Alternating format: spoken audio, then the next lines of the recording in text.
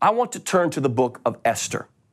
Perhaps when we talk about Esther, the most well-known passage in the book is found in chapter 4, verse 14, where Esther's cousin and guardian Mordecai says to her, "Who knows but that you have come into the kingdom for such a time as this?" Of course, we all know that verse.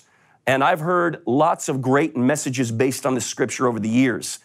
But I've found that most of those messages, most of those sermons miss the point completely because they miss the context of Mordecai's words. Let's take a closer look at the circumstances surrounding this passage, and then we'll see something. Mordecai's message to Esther was not some feel-good motivational speech, but rather it was a sobering and alarming ultimatum.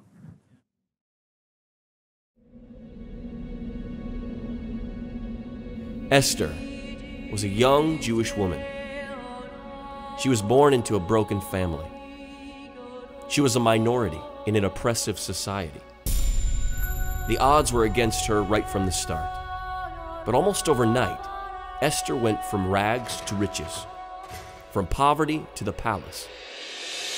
And she became the wife of King Xerxes I, making her one of the most powerful women in history.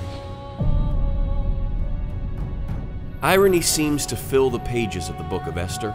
Just as Persia has unknowingly crowned a Jewish queen, the king's vizier, a man named Haman, is plotting a diabolical scheme to exterminate the Jewish race through a bloody massacre.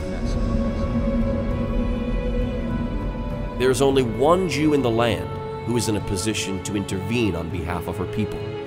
It's Esther. But it seems as though the pleasures of the palace had begun to intoxicate her. She begins to struggle with what course of action to take.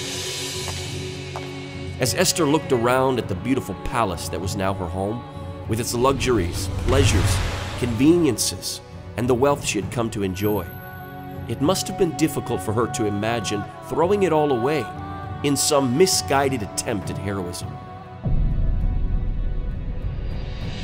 She knew that taking this matter to the king would force her to risk everything she had, including her very life. Perhaps a more subtle approach would be best. Maybe she should just lie low for a while and wait to see how things would play out. Perhaps at some point she would have an opportunity to put in a good word for the Jews without jeopardizing herself. After all, what good would she be to anyone if she were dead? But Mordecai, Esther's cousin, sensing her internal struggle, sent her this message: "Do not flatter yourself that you shall escape in the king's palace any more than all the other Jews. For if you keep silent at this time, relief and deliverance will arise for the Jews from elsewhere. But you and your father's house will perish. And who knows but that you have come to the kingdom for such a time as this."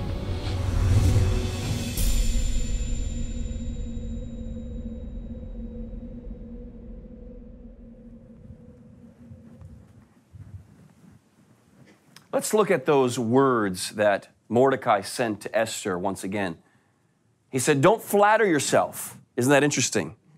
Don't flatter yourself that you will escape in the king's palace any more than all the other Jews.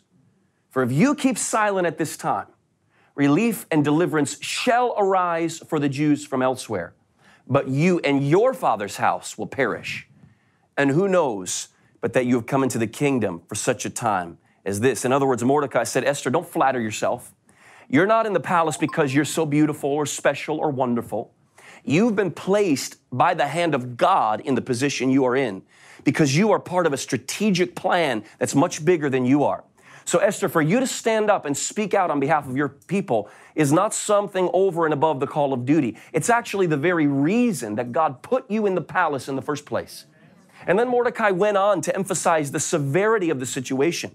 He said, essentially, Esther, if you try to protect yourself and your position at the expense of the divine purpose, God will replace you and you will be the one that's destroyed. Now, maybe you think that I don't have any right to speculate as to what's going on in Esther's heart and mind. But I do it because of two things. Number one, because of what I see plainly implied there in the text, but also because of what I see happening every day in the Western world. Our comforts and conveniences have often made us complacent and indifferent to a dying world. We're often afraid to do anything that might disturb our pampered, cozy little lives. One man told me, he said, I can't talk about Jesus at work because if I do, I'll lose my job. I've heard others say that there are two topics they won't discuss at work, politics and religion. But my friend, the gospel is not some side issue. Have you ever thought that maybe the very reason you have that job in the first place is because you are a strategic part of a divine purpose? God put you there. God gave you your job, and He gave it to you for a reason. My friend, if you're not willing to be a witness in your workplace, don't be surprised if God takes that job from you and gives it to somebody else who isn't ashamed of the gospel. You know, I've seen people drop hundreds of dollars at restaurants or at football games or on unnecessary luxuries at the mall. Ladies, another pair of shoes, another purse. But when the offering plate goes around in church, they immediately begin to complain. All they ever do in this church is ask for money, they say. And then if they do drop a couple measly dollars into the plate, they feel like they've been very generous. But my friend, the money in our bank accounts is not ours. It all belongs to God in the first place.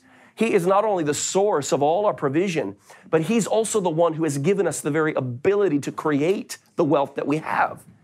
And God hasn't blessed us just so that we can consume those resources on our own selfish whims. He's blessed us so that we can be a blessing. That's the reason that you have those resources in the first place. So my friend, if you aren't willing to bless God's kingdom with a cheerful heart, don't be surprised if He takes those means and resources and gives them to somebody else who will be a good steward. If God's entrusted you with money, if He's entrusted you with other resources, you need to realize that He didn't give those to you because He likes you more than other people. He gave them to you because He expects you to be a channel through which those resources can flow. Yes, it's true that when water flows through a pipe, the pipe also gets wet. And when God's blessings flow through you, you will also be blessed personally. But don't make the mistake of thinking that you're being blessed because you're so special or wonderful or intelligent or talented. Think about what Mordecai said to Esther. Don't flatter yourself. You're not any better than the poorest beggar in the lowliest gutter. God hasn't blessed you because He loves you more than others. He's blessed you for a purpose, and your fulfilling of that purpose is not a side issue. It's the very reason that He gave you those blessings in the first place. If you won't do what God's called you to do, He'll find somebody else who will do it with joy.